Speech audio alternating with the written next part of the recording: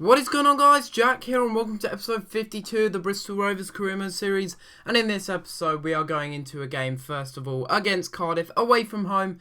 And Cardiff did get relegated last season from the Premier League. And this was a very good chance to just test out the squad, see how they'd fare against an ex-Premier League side, probably one of the weakest if Cardiff were to get promoted and we were to come up against them in the Barclays Premier League. Because of course we're striving for promotion, we want to get into the BPL, get that funds rolling in, and that means that we'll be able to sign some really good players. I've got a lot of players on my mind when that time does come around, but for now we're dealing with this summer window, and we've got a few players in this episode that I have been interested in, and you'll see that later on in the episode, the players that I have been interested in. And I just want to thank you guys first of all for 900 subscribers. I recently just hit that, so really thank you so much. It means a lot to me, really. I'm 100 away now, just 100 away from getting that 1k subscriber mark. And when I do, there's going to be a few special videos coming out, as you will know. There'll probably be a Q&A, and there'll most likely be a kind of setup video for you guys, because I know you guys will probably be interested in that for sure, and it will be a good way to kind of celebrate my 1000 subscriber mark by just giving you some really nice videos to watch, and some interesting ones as well. Not that this isn't interesting, I sincerely hope it is, because if it isn't, then you do need to give me some suggestions in the comments down below for series that you want. I have a video coming out later this week. I'm thinking it's Wednesday or Thursday. It depends how much support I get on this episode of Career Mode. So if we can get this video to, let's say, 40 likes, I will upload an episode of the best under 19 players at full potential on Wednesday or Thursday. So hopefully you guys will enjoy that, and if you do want to see that, please smash that like button, because I do really want to show you all of these players that I've managed to gather and sim through the seasons, and just show you kind of the potential that these players can actually hit when they're at their peak in their career. So if you do want to see that, let me know in the comments down below, and I will try and get that done for you. I've already pretty much done the whole video, but it's whether you guys want to see it or not. I think it will bring something different to the channel. I did mention it a few episodes ago about a new series that I wanted to do, and that was kind of like showing you guys the best potential players, I guess you could say, and I'm thinking of doing that in FIFA 15. I'm going to try and get the game as early as possible by whatever means possible. If I have to pay £5 extra for delivery, I'll do that, because I want to start making videos as early as possible so that I've got more chance of growing this channel. Because if I can get really good videos out early on when the game comes out, I'm going to get a lot of views, and it's as simple as that, really, because my videos will hopefully be the first ones on the search bar, really, and of course a lot of people will be searching for it. It'll be in demand, those kind of videos, and hopefully when the time does come around, you guys will enjoy that. But onto this game, we were winning 2-0 in this game against Cardiff, and it was very strange, really, because I wasn't really expecting to be winning 2-0 against them, considering they're an ex-Premier League side, but they just weren't having the best of games. They do have quite a solid defence in Corker, and of course the ex-Tottenham man, Stephen Corker, really good young centre-back, and of course he's British as well. Maybe I'll try and go for him when we get to the Barclays Premier League. He's certainly someone that is on my mind. As well as the Nottingham Forest centre-half, Jamal Lascelles, I think his name is.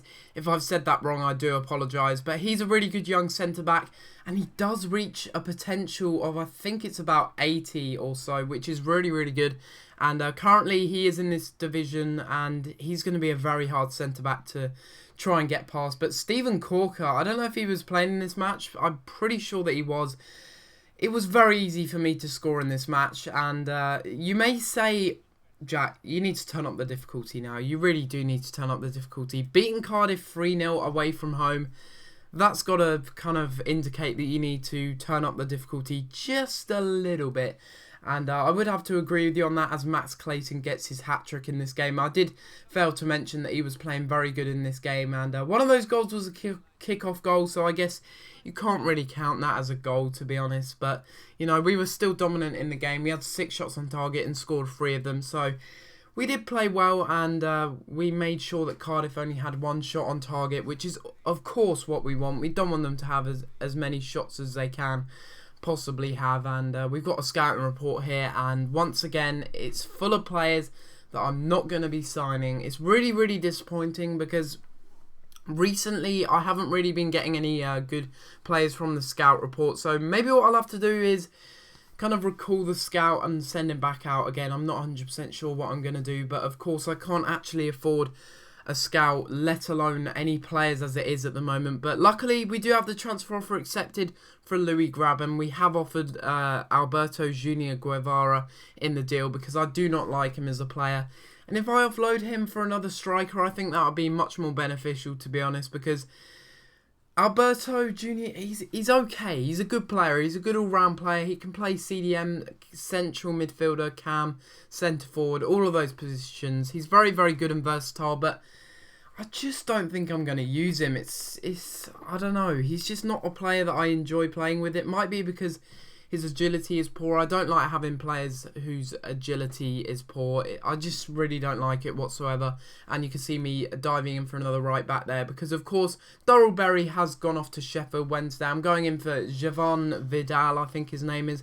And he's just going to be temporary until we get to the BPL because I know he's only 63 overall. When I did look at his stats on Foothead, he's not the best of players, I guess you could say, but he'll fill in for that right back position if Michael Smith does get injured. He'll be a reserve player, really. He won't be playing that often, I guess you could say. But we're going into the next game in this episode, and this game was a lot more challenging to play in. I mean, Millwall were really attacking, and you will see that in this game. And really nice graphics there, though, of course, with the next gen.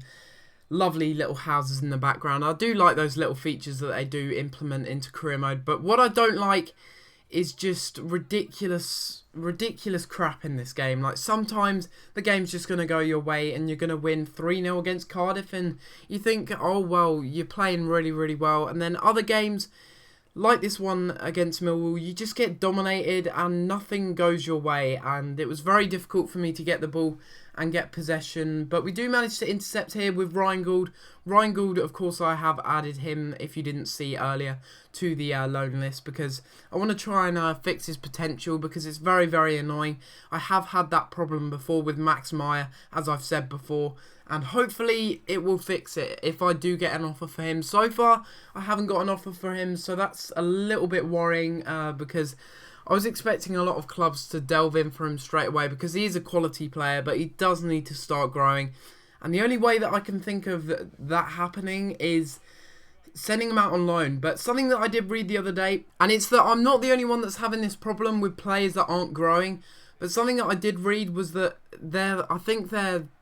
there's something wrong with how they grow, but it does mean that they grow very quickly in the latter stages of their career, which is something I do really not want, because for a player to grow in the latter stages of his career, I don't know how long this series is going to go on for. You know, when we get to the BPL, maybe that's it. Maybe we take another job offer. I do not know yet, but it's not going to last that long. That in the latter stages of his career, you know, Reingold, when he gets to about, because remember, he's only 19 at the moment, so latter stages of his career, we're talking 9 years time. I'm not going to be doing this career mode with this team for 9 years, because that's just going to get very boring eventually, and I do want to carry on with this kind of career mode save, but what I want to try and do, I guess you could say, is try and get a job offer for another team, because that's something that you guys did suggest in a few episodes ago in the Ultimate League. Of course, I'm not going to do that until the end of the season, but we'll see what happens at the end of the season in that series. But you can see we were missing chances left, right and centre. Emile Sinclair was just not tucking away his chances.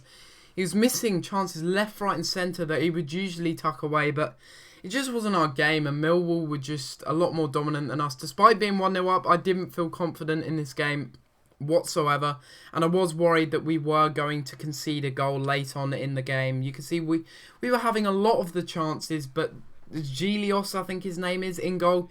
He was outstanding for Millwall. He was absolutely phenomenal. He was saving absolutely everything. And it was proving a real challenge for me, because I wasn't sure what to do. I was running out of ideas of trying to break down the Millwall defence and try and kind of outsmart the goalkeeper, if you like, because the goalkeeper was just saving everything. And from this corner, they do get another chance, do Millwall, and they cross it in, and Leighton manages to save it on the line.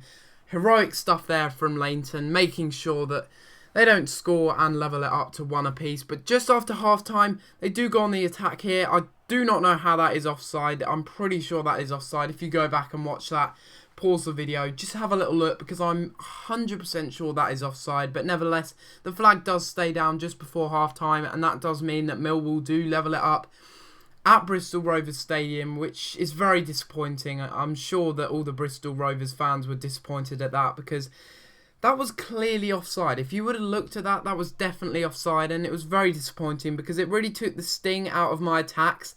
And the only attack that we did get was in the 84th minute. Max Clayton having a first-time shot with his left foot, but unfortunately he couldn't find the back of the net. And in the end, the game does finish at 1 apiece, which was very disappointing. We did have a lot of chances, but guys, I really do hope you have enjoyed this episode of Career Mode.